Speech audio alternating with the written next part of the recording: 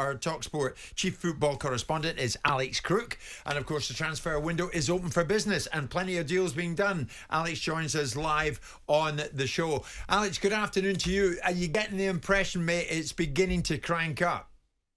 Yeah, good afternoon, Jim. Good afternoon, Simon. It's been quite the opening week, isn't it, of the transfer window? And if this sets the tone for the rest of the summer, I think there's going to be plenty of stories to get our teeth into. We've got the Declan Rice saga, if we can call it that, this early in the window. We're going to talk about Caicedo and the huge price tag that Brighton have put on his head, and also a little bit about Wolverhampton Wanderers as well. There was some concern that Julen Lopetegui, their manager, could walk away, given that they're going to have to act under some quite strict financial restraints this window. He stays, but what does that mean for the football club?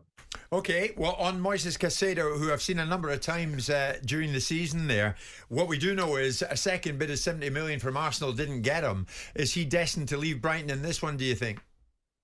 I think he believes he is, but it's going to take big money. We know Tony Bloom, Paul Barber, two guys that you know well, Jim, can be ruthless negotiators. And as I was speaking to you yesterday about how much it might cost to prize Caicedo away, we talked about potentially 80-90 million pound, and the rest was the message I got back quite quickly. They believe at Brighton that Caicedo is worth just as much, every penny, of what Declan Rice could fetch this summer. So you're talking north of 100 million pounds for a player a lot of Brighton fans believe, by the way, maybe the best who's ever pulled on that blue and white jersey. Chelsea want him. Will they go that high? That's the big question. I mean, if Caicedo was a player of yours, Simon, and you know that there are takers out there, big time out there, yeah, you're going to hold out for the biggest price you can possibly get. Well, of course you are. It's fascinating to see if they will be able to achieve that. It's one thing saying that you don't need to take the money and you've got some control. It's another thing dealing with the player and what his perception of it is. It'll be fascinating to see, I use the word twice, if a club like Brighton gets away £100 million deal, because there's a reluctance, there's an inverted snobbery and a perception that some of the bigger clubs don't have to pay the smaller clubs that kind of dough to get their players. And you can see 60-70 million pound transactions happening. Yes, you can see those. I can see those. When you start to get into £100 million transfer, Villa had a release clause. Jack Grealish was a star, a real star in terms of a phenomenon in terms of people's minds. This boy's slightly different. He's a good player and revered by Brighton, and I haven't seen enough for him to say whether he's the best Brighton player to ever pull a shirt on. Some might look back to Peter Ward and say he was that. But the point is that it'll be really interesting to see if they can get a deal done over 100 million quid. And those sort of deals will then sort of steer into the narrative that Alex advances, that we could be seeing the biggest transfer window that we've ever seen. Yeah, I think it's looking that way. Certainly clubs doing business all over the shop, Wolves being one of them. Are they under pressure to do a bit of selling, though, do you think, Alex?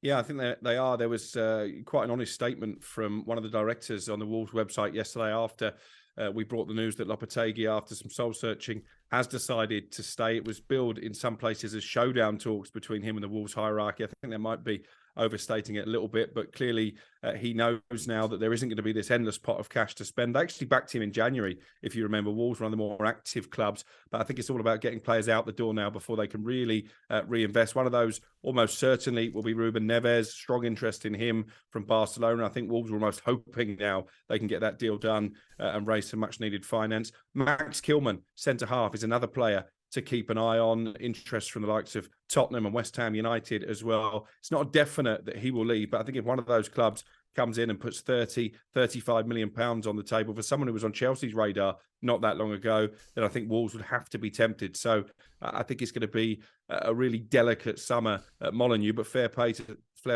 Lopetegui. He's not going to walk away. He's up for the challenge. Yeah, we hear this lunchtime that Leicester City have indeed reached a verbal agreement with Manchester City assistant Enzo Maresca to become their new manager. So we know that is trotting along at a fair old pace. No doubt the club will be in a position to announce that soon if they get it confirmed. But on Harvey Barnes of Leicester, is there movement? I wouldn't say movement at this stage, but there's definite interest. We've spoken about Aston Villa. I know that Unai Emery is a big admirer. Tottenham as well. There were one or two reports yesterday, £50 million double bid. I'm told that isn't the case. They haven't put that bid in for Barnes.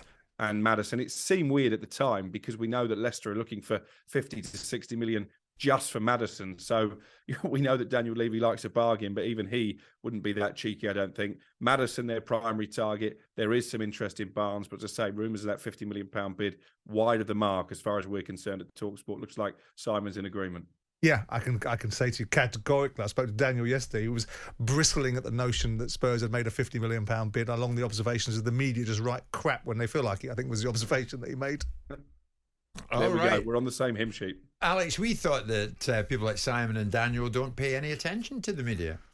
Some of them do, but they pay attention to when rubbish is written, I suspect. Did you manage to prize any other information out of Mr. Levy in your deliberation with him? Yeah, he's quite cross about the reports about the notion that they're building a hotel and that the construction contract has nothing to do with him and it's to do with planning permission, and the money that they're going to get from it is going to be redirected into Tottenham, so he wishes people to shut up and pay attention. I think that was the sentiment I got. Understood. Alex, thank you very much indeed, mate. I'm watching you on YouTube right now, and we're liking that nifty little haircut you've had. Alex Crook with us live on talkSPORT this lunchtime. So from this point onwards, Alex, myself, and a whole bunch of people at talkSPORT keeping across the transfers as we go into next week. I think it's going to crank up with the likes of Declan Rice now.